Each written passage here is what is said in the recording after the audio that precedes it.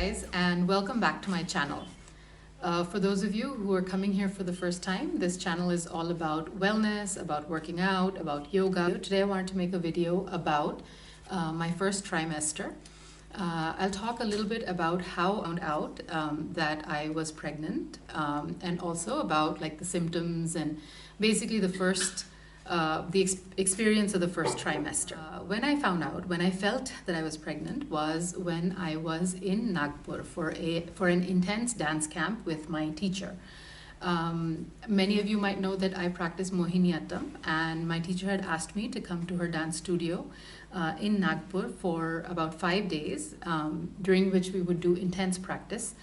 And we would practice all the time and dance all the time. And I was so what ended up happening was that during my 2-week wait, I was actually dancing a lot, which is contrary to all the advice that everybody gives you. You're supposed to actually rest during the 2-week wait and just wait patiently. But as it turned out, I was in Nagpur dancing about 12 hours a day, really practicing, and I wasn't really resting. For the last 3 days that I was in Nagpur, I was expecting that I was going to get my period, but I didn't. That was the first indication to me that something was happening. And also because I'm very regular, my cycles are very regular, and I also kept telling myself that because I was just undergoing this very strenuous dance training program, maybe that was just impacting my hormones, and that's why I was late. But those 4 or 5 days with my teacher were really nice, even though physically I was dancing a lot, I was tired, but like mentally and emotionally I was really happy because we were dancing, I was learning a lot of new things. I got to practice around her, get to know her family. I was living with her. The dance studio was just downstairs, so she was, it was just like being immersed in the art of dance. So although I was physically, maybe it was very strenuous, but like emotionally and mentally, I was in a really happy place, and that always helps.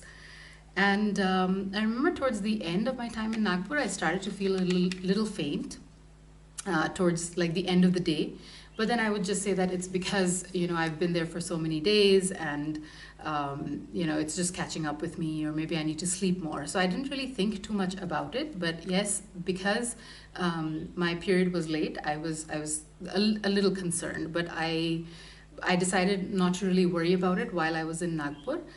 And so then I came back to Bangalore. And the weekend after, my return from Nagpur, we were supposed to go to Goa.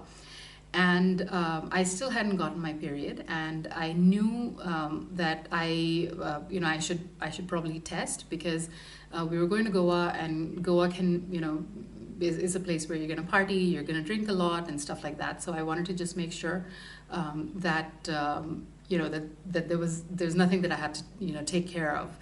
So I decided to do a test, and it was actually positive. It was a home pregnancy test, and it was positive. We decided to book an appointment with my gynecologist, who happens to be like 15 minutes walking distance from my house, and she had an appointment for the same day. And she did a TVS scan for me to confirm the pregnancy. I remember in that TVS scan, she actually looked at the point at which the implantation had happened, and that's when she said, the words that I remember to this day. She was like, well, look at your uterus. It has traveled all the way down to your uterus, avoided all these fibroids, and implanted in this particular location, which is available, which is free. And she said, well, this is a medical miracle. You're a medical miracle. And I remember at the time I told her, well, it must be all the yoga and the pranic healing that I was doing. The next day we were flying to Goa. And Goa, we kept up the same routine. It wasn't like that I was feeling tired or anything like that. We swam a lot in the ocean. We were walking a lot. We were doing sightseeing, and we were with friends. So it was I'd say it was our usual active kind of vacation. I wasn't feeling. I hadn't started to feel the nausea, and I wasn't feeling tired also. But what was happening was that my taste buds had started to change. I don't know if it was because that was the 5th week of pregnancy and that's when all the changes happened, or whether it was just psychological, because now that I knew I was pregnant, maybe I expected something to change. I'm not really sure what it was, but I remember that all of a sudden, I didn't like coffee anymore. And I kept, experimenting with coffee, wondering what's wrong. So I was, I remember like every morning at breakfast, I would just pour myself some coffee and wonder why I wasn't liking it. And I think I wasn't really prepared to not like the things that I really like to eat and drink. And also it was in the back of my mind that everybody says you shouldn't have coffee, but I wanted to do my research and I wasn't going to be one of those people who are like overcautious and overly obsessed about what they're going to be eating and drinking. So I was just trying to figure out my taste buds and how I was going to deal with it. And so coffee was starting to taste different, and other things also, like I started feeling a lot of aversions. So there was nothing really that I wanted to eat. But I remember during that trip in Goa, there were so many things that I just didn't feel like eating. Just looking at those things would make me not want to eat them. It was just a very new sensation for me because I'm not really generally a fussy or picky eater. And I think that, like in retrospect, I had a really nice first trimester because, I remember when I wasn't too sick to travel. I still enjoyed eating a lot. I wasn't vomiting. I remember my doctor actually telling me, she said, well, be thankful that you're not throwing up. And in retrospect, I'd say that, yeah, that was something that really worked out for me. I never once threw up during my first trimester, but it's just that I just felt nauseous all the time. And if I didn't eat on time, I'd feel like throwing up. And if I ate too much, I would feel like throwing up. So it was just a very strange kind of situation to be in. And another thing I remember is the fatigue. I used to be so tired. Even if I had like 15 minutes in between classes, I would want to rest. If I had half an hour, I'd be like in deep sleep. Like my aversions also, like overnight, I really had to change what I was getting the cook to make for us. So I didn't want to have the millets that I was having, that I always have. I didn't feel like millets. I didn't feel like having multigrain rotis. I was back to eating just white rice and wheat rotis. Anything that I felt would feel very light on the stomach, but anything which was heavy, it was just like this strange aversion. I just didn't want to look at it or think about eating it. I just felt it was just too much for me. And I remember the things that I liked the most were like the things that were easy to digest. So I would have like curd rice, which I really liked, and roti with like simple sabzi, like vegetables cooked very, very simply, no masalas and things like that. I think once I figured out what I could stomach, what I wanted to eat, what I didn't want to eat, I think it became a little easier for me and for my cook as well. And and then it was just like a matter of like managing the nausea. So making sure that I ate constantly and consistently and didn't eat too much, and nor kept myself like hungry for long periods of time. And I remember I didn't want to eat anything sweet. In fact, I wanted to eat something spicy, like like pickles or something like that.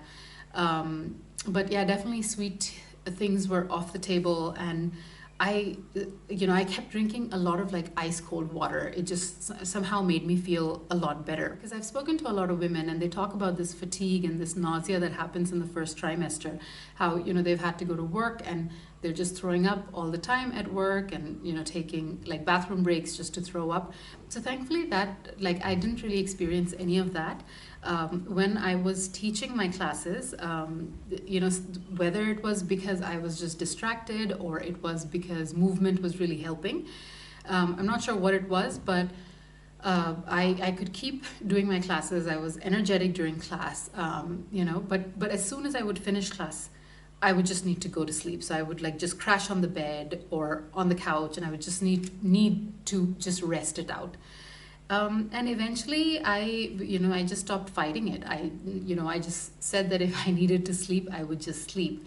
I was also really concerned that I was eating too much. But eventually, I remember I just thought that if I'm hungry, I'm just gonna eat. I can't tolerate this hunger. So I remember there were days initially when I would eat dinner twice, or I would have lunch twice. I was just, constantly hungry. So I remember that was quite, something I didn't really expect, because I felt like I was eating for like 5 people. And during that time, I actually did stay active, and maybe that really helped also. So whenever I had the energy, I kept doing yoga with my teachers, and I started walking, because walking really helped. And then I even got like this footstep counter, and I would make sure that I would try to do 10,000 steps every day. And it would really, really help, because it also helps in digesting, the food. And your body's just going through so many changes that just a little bit of movement really gets things going. So I remember that's when I started, I'd never considered walking an exercise, but that's when, during those days, walking was pretty much the only thing I could do. So between walking and yoga, I just sort of like tried to get that movement in. So yeah, I never really quit yoga, not even in the first trimester. It is recommended that if you haven't been a consistent yoga practitioner, for like the last 5 years or 10 years, then they don't recommend doing yoga in your first 3 months. But for people who've been practicing, or if you have been active, like you've been a swimmer or you've been a runner, there's really no problem with continuing it unless your doctor says not to.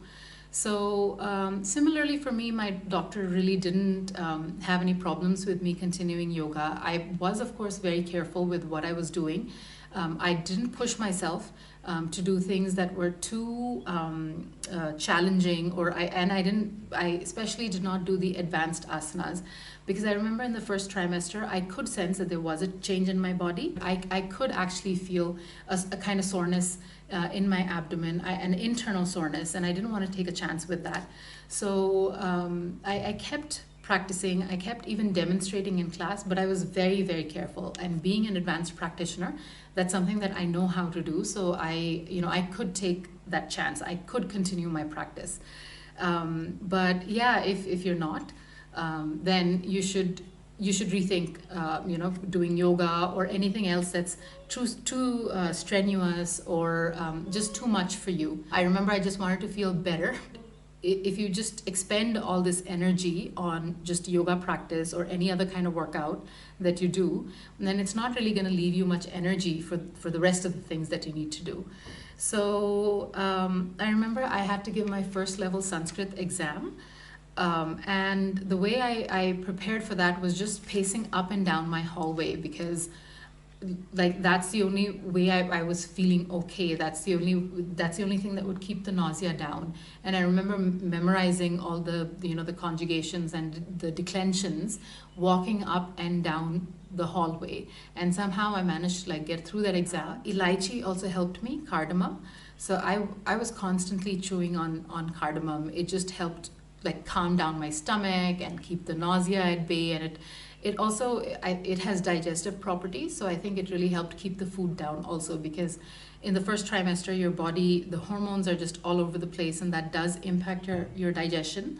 So I think Elaichi just really helped with that. So yeah, so I kept doing my yoga. I kept attending as many classes as I could, and I kept taking all the classes. I never missed a class because I was too ill, because by and large I was in good health. But I remember that for dancing, my teacher actually asked me to ease off the dancing, because in the first 3 months, they don't, because you're stamping your feet in Indian classical dance, and she said it's better, that you just take a break, because you don't want to stamp too hard. That just causes fatigue in the body, and it's just too strenuous for you. So if you're doing so many other things, she said you just take a break from dance. I haven't resumed my dance, but I think she's pretty confident that I can get back to it very soon, and I'm confident too, since I've been active throughout this pregnancy. That's about it for the first trimester. A lot of people monitor how much weight they've gained in the first trimester, but I remember my doctor wasn't really too concerned about it, because she said a lot of women end up losing the weight also in the first trimester. So she said, because I was a healthy weight, and because I had a healthy diet and lifestyle, she said we're going to discount the weight that you gain in the first trimester, and we'll just start measuring your weight from the second trimester onwards. So she wasn't too concerned about the weight gain also. I know that for a lot of people who are overweight, weight is always something that you have to kind of keep an eye on. I was just eating whenever I was hungry, but I think my cravings and my aversions just ensured that I was eating good food. Also, another thing about my cravings was that there was nothing consistent. Like, I would have cravings for like 2 weeks. Like, I remember for 2 weeks I craved like parathas. Parathas is something I just don't like eating. And I remember for 2 weeks we were just having parathas with all the sabzis. Or for 2 weeks I even wanted like Magnum ice creams. I kept eating that like all the time. But these phases would just be like for 2 weeks. For 2 weeks I really wanted like iced tea. And my cook would just keep all these jars of iced tea in the fridge. But then after like 2 weeks I wouldn't even think about this food. I wouldn't really have that craving. So there was nothing really consistent. For a long time I was craving salads also. So the cravings have been like sort of all over the place, but it's not been anything unusual or unhealthy or bad for me. So far, the pregnancy has been good. The weight gain, I always say that yoga has resulted in this pregnancy, and I think the reason my first trimester went so smoothly was because there was a certain amount of hormonal balance in my body, because I had always been active. I had always eaten well and tried to live like a holistic life. So I would recommend that to everybody. Like, if you are thinking about getting pregnant, or if you are pregnant right now, it's important to listen to like the cravings that you have. It's important to like eat what you want, not go hungry. But then it's also important to like sort of find time to walk a little bit if you can. If walking is the only thing that you can do, it's important to do some yoga, some stretching. It just makes you feel really good, so even if you haven't been a yoga practitioner, I think it's always useful to like just add a little bit of stretching, or contact a good yoga teacher, and the yoga teacher can tell you what you can do for your level, and just stay. I mean, it keeps your mood upbeat also. It just really helps. It makes you feel strong. It makes you feel balanced. It ensures that you can walk around without being hindered by like any weight gain or any aches and pains. So that's about it for my first trimester. So far I've managed to get by without buying any maternity clothes, and since I've gotten this far without any maternity clothes, I don't think I'm going to get any.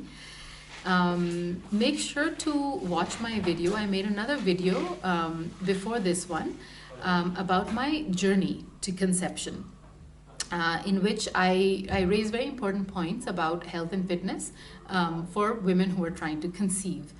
Also stay tuned for like the rest of the videos, because I do intend to make a video for my second trimester and my third trimester, and finally my birth story as well.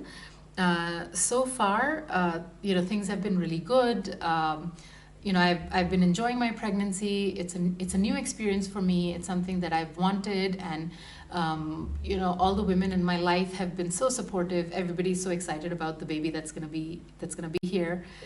And if you have any questions about anything that I've said in today's video, or anything about your own pregnancy or yoga, please feel free to write to me.